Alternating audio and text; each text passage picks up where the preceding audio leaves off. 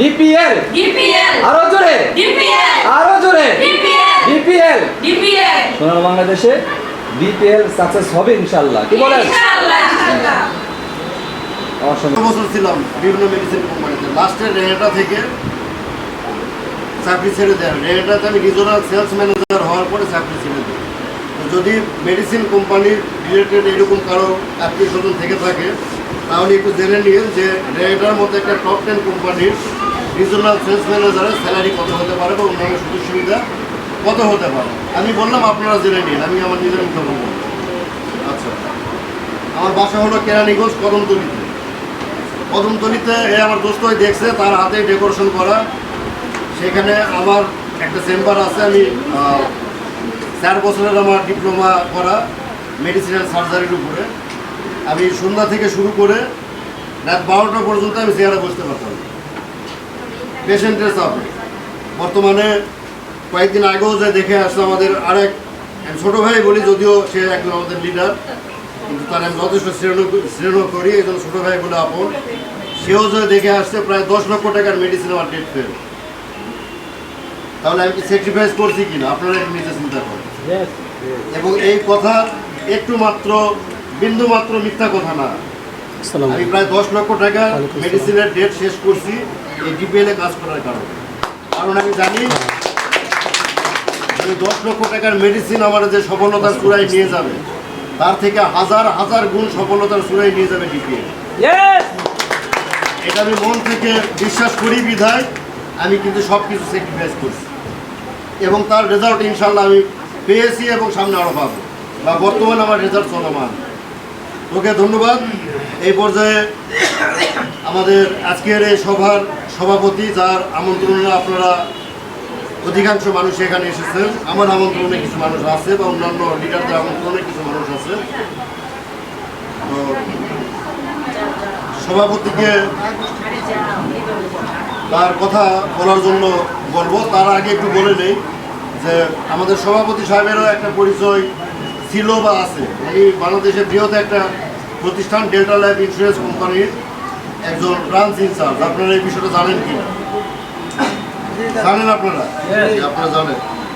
তো একজন ব্রাঞ্চ ইনচার্জের অনেক মেম্বার থাকে, অনেক মানুষের সাথে সম্পর্ক থাকে। আজকে এখানে কি অনেক মানুষের ডাকা হয়েছে? অনেক মানুষকে কিন্তু ডাকা হয়, কারণ উনি এমন কিছু মানুষকে ডাকছে এখানে, এমন কিছু মানুষকে উনি, আমি বলবো যে আস্থা বা বিশ্বাস করছে যে মানুষ।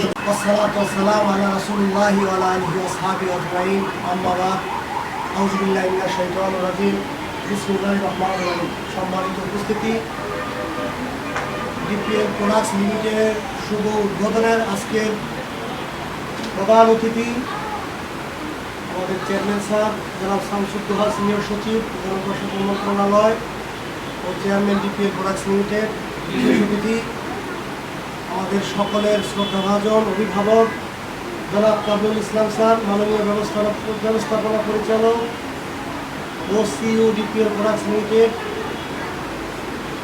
এবং দূর দূরান্ত থেকে আগত আমার অনেক আপনজন, কাছের জন, প্রিয়জন, পরিবারের বর্গ, বন্ধু বান্ধব অনেকেই আছেন এখানে। বিশেষ করে ডিপিএল প্রোডাক্টসের যার আমন্ত্রণে আজকে আপনাদের সামনে কথা বলতে দাঁড়াতে পারছি, সে হলো স্যার দ্বারা আমার টিম লিডার এবং আমার স্যার জনাব রাশেদুল ইসলাম রাশেদ। ওনার আমন্ত্রণে আজকে আমি এখানে দাঁড়িয়েছি। একটা ছোট্ট গল্প বলি, সেটা হলো এই ডিপিএল আমার এই স্যারের সামনে বলি, স্যার বেদবিনের কথাটা, স্যারের জন্য আমাকে দাওয়াত করে আমি স্যারের কাছে 6 মাস পালাইয়াছিলাম, সামনে জিজ্ঞেস করি 6 মাস স্যারের কাছে ধরা দিলাম। 6 মাস পরে উনি আমাকে যখন বললো যে আপনার জন্য আসন খালি আছে, আপনি আসেন, প্ল্যানটা আপনার ভালো লাগতেও পারে। একদিন প্ল্যানটা দেখলাম, স্যার আমাকে প্ল্যান দেখার পরে 200 টাকার পণ্য দিতে চাইছে। আমি আরেকদিন টাকা দিচ্ছি, 200 টাকা করে জিজ্ঞেস করে 200 টাকার পণ্য দিতে চাইছে। এই 5 মাসে স্যার আমার যে 40 লাখ টাকার উপরে পণ্য সেল করেছে।